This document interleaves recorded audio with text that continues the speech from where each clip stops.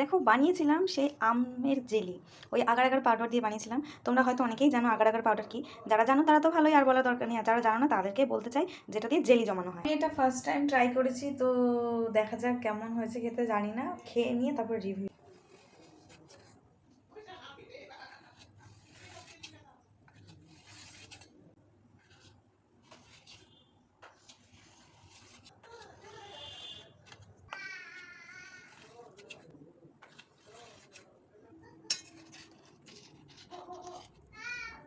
আমি এটা ফ্রিজে দিয়েছিলাম ঠান্ডা করার জন্য, তো এখন ফ্রিজ থেকে এনে কাটিং করছি, বেশ ভালোই জমেছে, তোমরা দেখতেই পাচ্ছ কেমন জমেছে।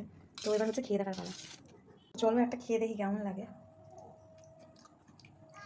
নট ব্যাড, একটু মিষ্টিটা কমে গেছে, একটু মিষ্টি লাগতো আর কিছু না, পুরো আর ভালোই লাগছে। তোমরা একবার বাড়িতে ট্রাই করে দেখতে পারো কেমন হয়।